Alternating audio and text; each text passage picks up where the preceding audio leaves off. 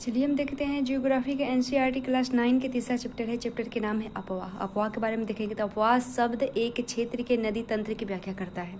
भारत के भौतिक मानचित्र को देखिए और आप पाएंगे कि विभिन्न दशाओं में छोटी छोटी धाराएं आकार एक साथ मिल जाती है तथा एक मुख्य नदी का निर्माण करती है। अतः इनका निकास किसी बड़े जलाशय जैसे झील या समुद्र या महासागर में होता है। एक नदी तंत्र द्वारा जिससे क्षेत्र का जाल प्रवाहित होता है उसे एक अपवाह द्रोणी कहते हैं। मानचित्र का अवलोकन करने पर यह पता चलता है कि कोई भी ऊंचा क्षेत्र जैसे पर्वत या ऊंची भूमि दो पड़ोसी अपवाह द्रोणियों के एक दूसरे से अलग करती है और इस प्रकार की उच्च भूमि को जल विभाजक कहते हैं। और क्या आप जानते हैं कि विश्व की सबसे बड़ी अपवाह द्रोणी अमेजन की नदी है। और उसके बाद आप भारत में अपवाह तंत्र देखें। भारत के अपवाह तंत्र का नियंत्रण मुख्यतः भौगोलिक आकृतियों के द्वारा होता है। इस आधार पर भारतीय नदियों को दो मुख्य वर्गों में विभाजित किया जाता है, जैसे हिमालय की नदियाँ तथा दूसरा है प्रायद्वीपीय नदियाँ। भारत के दो मुख्य भौगोलिक क्षेत्रों में उत्पन्न होने के कारण हिमालय तथा प्रायद्वीपीय नदियाँ एक दूसरे से भिन्न है। हिमालय की अधिकतर नदियाँ 12मासी नदियाँ होती है। इनमें वर्ष भर पानी रहता है क्योंकि इन्हें वर्षा के अतिरिक्त ऊंचे पर्वतों से पिघलने वाले हिम द्वारा भी जल प्राप्त होता है। हिमालय की दो मुख्य नदियां सिंधु तथा ब्रह्मपुत्र इस पर्वतीय श्रृंखला के उत्तरी भाग में निकलती हैं और इन नदियों ने पर्वतों को काटकर गर्जों का निर्माण किया है। और हिमालय की नदियां अपने उत्पत्ति के स्थान से लेकर समुद्री तट के लंबे रास्ते को तय करती है और ये अपने मार्ग के ऊपरी भाग में तीव्र अपरदन क्रिया करती है तथा अपने सारी भारी मात्रा में सिल्ट एवं बालू की संवहन करती है। मध्य एवं निचले भागों में ये नदियां विसर्प, गोकुल झील तथा अपने बाढ़ वाले मैदानों में बहुत सी अन्य निक्षेपण आकृतियों का निर्माण करती है। ये पूर्ण विकसित डेल्टाओं का भी निर्माण करती है। अधिकतर प्रायद्वीपीय नदियां मौसमी होती है क्योंकि इनका प्रवाह वर्षा भर निर्भर होता है। और शुष्क मौसम में बड़ी नदियां का जल भी घटकर छोटी छोटी धाराओं में बहने लगती है। हिमालय की नदियों की तुलना में प्रायद्वीपीय नदियों को लंबाई कम तथा छिछली है और फिर भी इनमें से कुछ केंद्रीय उच्च भूमि से निकलती है तथा पश्चिम की तरफ बहती है। क्या आप इस प्रकार की दो बड़ी नदियों का पहचान कर सकते हैं? प्रायद्वीपीय भारत की अधिकतर नदियां पश्चिमी घाट से निकलती है तथा बंगाल की खाड़ी की तरफ बहती है। हिमालय की नदियां देखें, सिंधु नदी, गंगा तथा ब्रह्मपुत्र हिमालय से निकलने वाली प्रमुख नदियां हैं। ये नदियां लंबी है तथा इन अनेक महत्वपूर्ण एवं बड़ी सहायक नदियां आकार इनमें मिलती है और किसी नदी तथा इसकी सहायक नदियों को नदी तंत्र कहा जाता है। सिंधु नदी तंत्र के बारे में देखें तो सिंधु नदी का उद्गम मानसरोवर झील के निकट तिब्बत में हुआ है। पश्चिम की ओर बढ़ती हुई यह नदी भारत में लद्दाख से प्रवेश करती है और इस भाग में यह एक बहुत ही सुंदर दर्शनीय गार्ज का निर्माण करती है। गार्ज उससे कहते हैं जो अगर नदियों के रास्ते में पहाड़ उत्पन्न या पठार कोई उत्पन्न होता है, नदियाँ उससे अपर्दन करती है। अपर्दन के माध्यम से अपनी रास्ता बनाती है और अपनी सीधे दिशाएं में जाती है, उसे गर्ज कहते हैं। और इस क्षेत्र में बहुत सी सहायक नदियाँ हैं जैसे जास्कर है, नुब्रा है, शयूक है तथा हुंजा इस नदी में मिलती है। और सिंधु नदी बलूचिस्तान तथा गिलगिट से बहने वाली अटल में पर्वतीय क्षेत्र से बाहर निकलती है। सतलुज, ब्यास, रावी, चिनाब तथा झेलम आपस में मिलकर पाकिस्तान में मिठानकोट के पास सिंधु नदी में मिल जाती है। इसके बाद यह नदी दक्षिण की तरफ बहती है तथा अंत में कराची से पूर्व की ओर अरब सागर में मिल जाती है।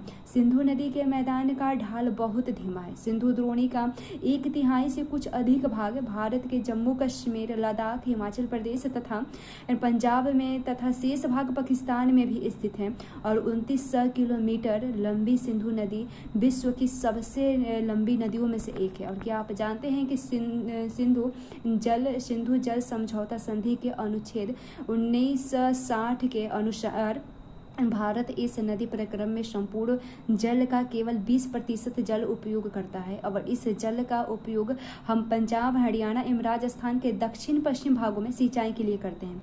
उसके बाद देखें गंगा नदी तंत्र के बारे में। गंगा की प्रमुख धाराएं भागीरथी, गंगोत्री हिमानी से निकलती है। गंगा की मुख्य धाराएं भागीरथी, गंगोत्री, हिमानी से निकलती है तथा अलकनंदा उत्तराखंड के देवप्रयाग से इससे मिलती है। हरिद्वार द्वार के पास गंगा पर्वतीय भाग को छोड़कर मैदानी भाग में प्रवेश करती है। हिमालय से निकलने वाली बहुत सी नदियां आकर गंगा में मिलती है और इनमें से कुछ प्रमुख नदियां जैसे हैं यमुना भी मिलती है, घाघरा, गंडक तथा कोशी, ये सब सहायक नदी है गंगा की। यमुना नदी हिमालय के यमुनोत्री हिमानी से निकलती है। यह गंगा के दाहिने किनारे से समानांतर बहती है तथा इलाहाबाद में गंगा में मिल जाती है। घाघरा, गंडक तथा कोसी नेपाल हिमालय से निकलती है और इनके कारण प्रत्येक वर्ष उत्तरी मैदान के कुछ हिस्से में बाढ़ आती है, जिससे बड़े पैमाने पर जान माल की नुकसान होती है। लेकिन ये वे नदियां हैं जो मिट्टी को उपजाऊपन प्रदान कर कृषि योग्य भूमि बना देती हैं। प्रायद्वीपीय उच्च भूमि से आने वाली मुख्य सहायक नदियां चंबल है, बेतवा तथा सोन नदी है। ये आर्द्र शुष्क क्षेत्रों में निकलती है और इनकी लंबाई कम तथा इनमें पानी की मात्रा भी कम होती है। ज्ञात कीजिए कि ये नदियां कैसे तथा कहाँ से मिलती है। बाएं तथा दाहिने किनारे की सहायक नदियों के जल से परिपूर्ण होकर गंगा पूर्व दिशा में पश्चिम बंगाल के फरका तक बहती है और यह गंगा डेल्टा का सबसे उत्तरी बिंदु है। और यह नदी दो भागों में बट जाती है। भागीरथी हुगली जो कि एक वितरिका है और दक्षिण की तरफ बहती है तथा डेल्टा के मैदान से बहते हुए बंगाल की खाड़ी से मिल जाती है तथा मुख्य धारा दक्षिण की ओर बढ़ती हुई बांग्लादेश में प्रवेश करती है एवं ब्रह्मपुत्र नदी इससे आकर मिल जाती है। अंतिम चरण में गंगा और ब्रह्मपुत्र समुद्र में विलीन हो जाने से पहले मेघना के नाम से जानी जाती है और गंगा एवं ब्रह्मपुत्र के जल वाली यह बृहद नदी बंगाल की खाड़ी से भी मिल जाती है। इन नदियों के द्वारा बनाई गई डेल्टा को सुंदरबन डेल्टा के नाम से भी जाना जाता है। उसके बाद क्या आप जानते हैं कि नमामि गंगे परियोजना एक परिकृत संरक्षण मिशन है। इसमें राष्ट्रीय नदी गंगा से संबंधित दो उद्देश्य हैं, प्रदूषण के प्रभाव को कम करना तथा उसके संरक्षण को कार्यकल्प को पूरा किया जा सकता है। और आप इस परियोजना के बारे में अधिक जानकारी के लिए इस वेबसाइट पर जा सकते हैं। उसके बाद फिर एक और है सुंदरबन डेल्टा का नाम वह पाए जाने वाले सुंदर पादप से लिया गया है और सुंदरबन डेल्टा विश्व का सबसे बड़ा एवं तेजी से वृद्धि करने वाला डेल्टा है। यह रॉयल बंगाल टाइगर भी पाए जाते हैं इस डेल्टा में। उसके बाद फिर आगे आते हैं गंगा की लंबाई 2500 किलोमीटर से अधिक है। चित्र 3.4 में आप देख सकते हैं। क्या आप गंगा नदी के अपवाह तंत्र को पहचान सकते हैं। अंबाला नगर सिंधु तथा गंगा नदी तंत्रों के बीच जल विभाजक पर स्थित है। अंबाला में सुंदरबन तक मैदान की लंबाई लगभग 1800 किलोमीटर है, परंतु इसके ढाल में गिरावट मुश्किल से 300 मीटर है और दूसरे शब्द में प्रति 6 किलोमीटर की दूरी पर ढाल में गिरावट केवल 1 मीटर है और इसलिए इस नदी में अनेक बड़े बड़े विसर्प भी पाए जाते हैं। उसके बाद देखें ब्रह्मपुत्र नदी तंत्र के बारे में देखें तो ब्रह्मपुत्र नदी तिब्बत की मानसरोवर झील के पूर्व तथा सिंधु तथा सतलुज के स्रोतों के काफी नजदीक से निकलती है। इसकी लंबाई सिंधु से कुछ अधिक है, परंतु इसका अधिकतर मार्ग भारत से बाहर स्थित है और यह हिमालय के समानांतर पूर्व की ओर बहती है। नामचा बारवा शिखर जिसकी ऊंचाई है 7,757 मीटर है, बारवा शिखर के पास पहुंचकर यह अंग्रेजी की यू अक्षर जैसे मोड़ बनाकर भारत के अरुणाचल प्रदेश में गर्ज के माध्यम से प्रवेश करती है और यहाँ इसे दिहांग के नाम से जाना जाता है तथा दिबांग, लोहित, केनुला एवं दूसरी सहायक नदियां इससे मिलकर असम में ब्रह्मपुत्र का निर्माण करती है। क्या आप जानते हैं ब्रह्मपुत्र को तिब्बत में सांगपो और बांग्लादेश में यमुना कहा जाता है और तिब्बत एक शीत एवं शुष्क क्षेत्र है, अतः यहाँ इस नदी में जल एवं सिल्ट की मात्रा बहुत कम होती है। भारत में यह उच्च वर्षा वाले क्षेत्र से होकर गुजरती हैं। यहाँ नदियों में जल का सिल्ट का मात्रा बढ़ जाती है और असम में ब्रह्मपुत्र अनेक धाराओं से में बहकर एक गुफित नदी के रूप में बहती है तथा बहुत से नदियां द्वीपों का निर्माण भी करती है। क्या आपको ब्रह्मपुत्र के द्वारा बनाए गए विश्व के सबसे बड़े नदी द्वीप का नाम याद है। प्रत्येक वर्ष वर्षा ऋतु में यह नदी अपने किनारों से ऊपर बहने लगती है एवं बाढ़ के द्वारा असम तथा बांग्लादेश में बहुत अधिक क्षति पहुंचाती है और उत्तर भारत की अन्य नदियों में विपरीत ब्रह्मपुत्र नदी में सिल्ट निक्षेपण की मात्रा बहुत अधिक होती है। इसके कारण नदी की सतत बढ़ जाती है और यह बार बार अपनी धारा के मार्ग में परिवर्तन लाती है। उसके बाद प्रायद्वीपीय नदियाँ क्या हैं, तो प्रायद्वीपीय नदियों के बारे में देखें तो प्रायद्वीपीय भारत में मुख्य जल विभाजक का निर्माण पश्चिम घाट द्वारा होता है, जो पश्चिम घाट के निकट उत्तर के दक्षिण की ओर स्थित है। प्रायद्वीपीय घाट की अधिकतर मुख्य नदियाँ जैसे महानदी, गोदावरी, कृष्णा तथा कावेरी पूर्व की ओर बहती है तथा बंगाल की खाड़ी में गिरती है और ये नदियाँ अपने मुहाने पर डेल्टा का निर्माण करती है। पश्चिम घाट में पश्चिम से बहने वाली अनेक छोटी धाराएं हैं। नर्मदा एवं ताप्ती दो ही बड़ी नदियां हैं जो कि पश्चिम की तरफ बहती है और उसके बाद जवार नद मुख का निर्माण करती है। प्रायद्वीपीय नदियों की अपवाह द्रोणी आकार में अपेक्षाकृत छोटी है। नर्मदा नदी की द्रोणी देखें। नर्मदा का उद्गम मध्य प्रदेश में अमरकंटक पहाड़ी के निकट है और यह पश्चिम की ओर एक भ्रंश घाटी में बहती है और समुद्र तक पहुंचने के क्रम में यह नदी बहुत से दार्शनिक स्थलों का निर्माण करती है। जबलपुर के निकट संगमरमर के शैलों में यह नदी गहरे गाज से बहती है तथा जहां यह नदी तीव्र ढाल से गिरती है और वहां धुआंधार प्रपात का निर्माण भी करती है। नर्मदा की सभी सहायक नदियाँ बहुत छोटी है, इनमें से अधिकतर समकोण पर मुख्य धारा से मिलती है और नर्मदा द्रोणी मध्य प्रदेश तथा गुजरात के कुछ भूभागों में विस्तृत है। क्या आप जानते हैं नर्मदा नदी के संरक्षण के लिए मध्य प्रदेश सरकार द्वारा नमामि देवी नर्मदे नाम की एक परियोजना प्रारंभ की गई है और इसके बारे में जानने के लिए वेबसाइट पर जा सकते हैं। उसके बाद ताप्ती द्रोणी के बारे में देखें। ताप्ती का उद्गम मध्य प्रदेश के बैतूल जिले में सतपुड़ा की श्रृंखला में हुआ है। यह भी नर्मदा के समानांतर एक भ्रंश घाटी में बहती है, लेकिन इसकी लंबाई बहुत कम है। इसकी द्रोणी मध्य प्रदेश, गुजरात तथा महाराष्ट्र राज्य में है और अरब सागर तथा पश्चिम घाट के बीच का तटीय मैदान बहुत अधिक संकीर्ण है, इसलिए तटीय नदियों की लंबाई बहुत कम है। पश्चिम की ओर बहने वाली मुख्य नदियां साबरमती है, माही और उसके बाद भारत पुंजा तथा पेरियार नदी है। और उन राज्यों के नाम बताइए जहां ये नदियां बहती है। उसके बाद गोदावरी द्रोणी के बारे में देखें। गोदावरी सबसे बड़ी प्रायद्वीपीय नदी है। यह महाराष्ट्र के नासिक जिले में पश्चिम की ढालों से निकलती है। इसकी लंबाई लगभग 1500 किलोमीटर है और यह बहकर बंगाल की खाड़ी में गिरती है। प्रायद्वीपीय नदियों में इनका अपवाह तंत्र सबसे बड़ा है। इसकी द्रोणी महाराष्ट्र यानी नदी द्रोणी का 50% भाग महाराष्ट्र, मध्य प्रदेश, ओडिशा तथा आंध्र प्रदेश में स्थित है।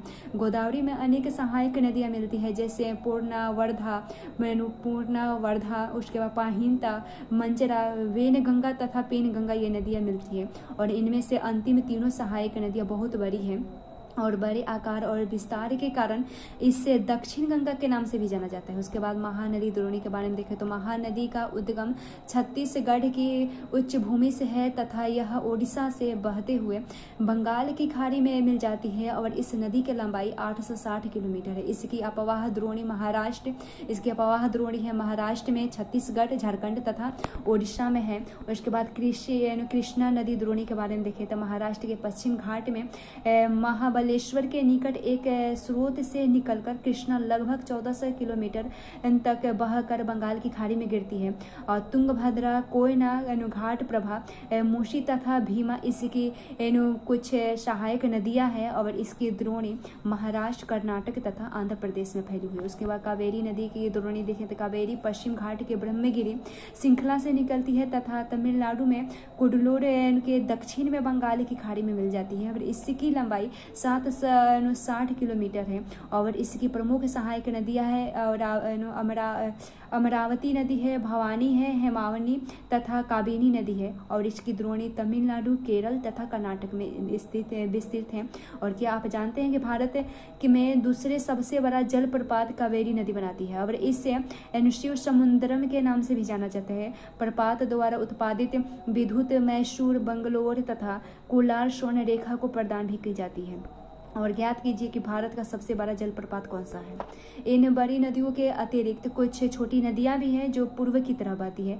दामोदर नदी है, ब्राह्मणी है, बैतरणी तथा सुवर्ण रेखा है, कुछ ये महत्वपूर्ण उदाहरण हैं। और अपने एटलस में इनकी स्थिति को ज्ञात कीजिए। और क्या आप जानते हैं पृथ्वी की धरातल पर लगभग 71% भाग जल से ढका हुआ है, लेकिन इसका 97% जल लवणीय है। केवल 3% ही स्वच्छ जल के रूप में उपलब्ध है, जिसका 3/4 भाग हिमानी के रूप में है।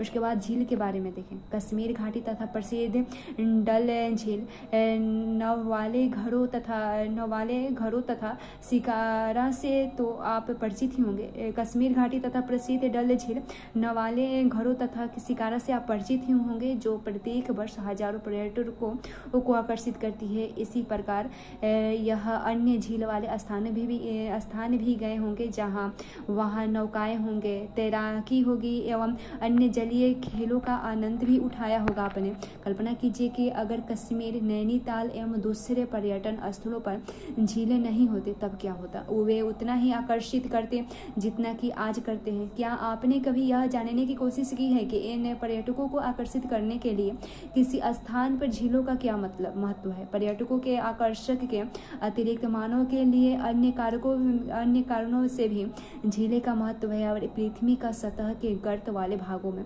जहाँ जल जमा हो जाते हैं उसे झील कहते हैं। क्या आप जानते हैं कि बड़े आकार वाले झीलों को समुद्र कहा जाता है, और जैसे कैस्पियन है, मृत तथा अरल सागर है। भारत में ये बहुत सी झीलें हैं और ये एक दूसरे से आकार तथा अन्य लक्षणों से भिन्न है। अधिकतर झीलें अस्थायी होती है तथा कुछ वे केवल वर्षा ऋतु में ही पानी हो जाते हैं उसमें, जैसे अंतर्देशीय अपवाह वाले अर्धशुष्क क्षेत्रों की द्रोणी वाली झील है।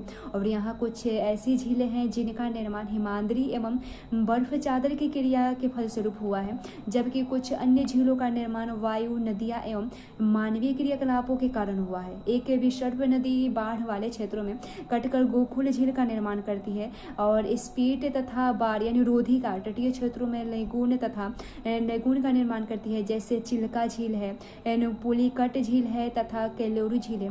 अंतर्देशीय भागों वाली झीलें कभी कभी मौसमी होती है। उदाहरण के लिए राजस्थान के सांभर झील, जो एक लवण जल वाली झील है, और इसके जल का उपयोग नमक के निर्माण के लिए किया जाता है। मीठे पानी का अधिकांश झीलें हिमालय प्रदेश में है, और ये मुख्यतः हिमानी द्वारा बनी है। और दूसरे शब्दों में ये तब बनी जब हिमानियों ने यहाँ कोई द्रोणी गहरी बनाई हो, और जो बाद में हिम पिघलने से भर गया हो। और यह किसी क्षेत्र में शिलाओं तथा मिट्टी से हिमानी मार्ग बंद है। और इसके विपरीत जम्मू एवं कश्मीर बूलर झील भूगर्भिक क्रियाओं से बना हुआ है।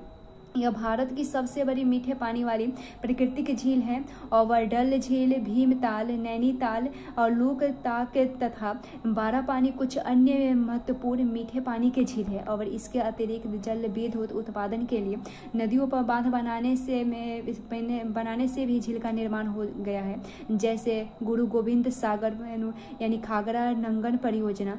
और क्रियाकलाप है आपके लिए एटलस की सहायता से प्राकृतिक तथा मानव निर्मित झीलों की सूची भी आप तैयार कीजिए। और झीलों निर्माण के लिए अत्यधिक लाभदायक भी है, जैसे गुरु गोविंद सागर, ये झीलें मानव के लिए अत्यधिक लाभदायक है। और एक झील नदी के बहाव को सुचारू बनाने में सहायक होती है। अत्यधिक वर्षा के समय यह बाढ़ को रोकती है तथा सूखे के मौसम में यह पानी के बहाव को संतुलित करने में सहायता करती है। और झील का प्रयोग जल विद्युत उत्पन्न करने में भी किया जाता है।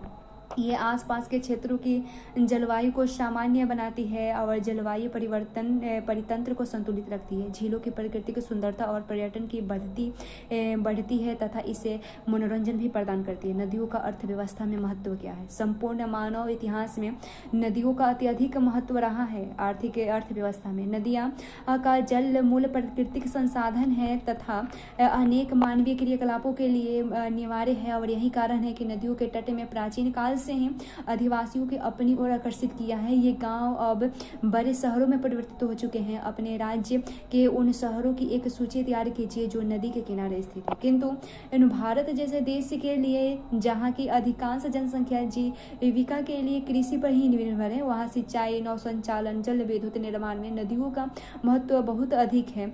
और राष्ट्रीय नदी संरक्षण योजना देखिए यानी NRCP, तो देश में नदी सफाई कार्यक्रम का शुभारंभ 1985 में गंगा एक्शन प्लान यानी GAP के नाम के साथ प्रारंभ हुआ। और वर्ष 1995 में राष्ट्रीय नदी संरक्षण योजना यानी NRCP के तहत अन्य नदियों को जोड़ने के लिए गंगा कार्य योजना विस्तार किया गया। नदियाँ देश में जल का प्रमुख स्रोत है।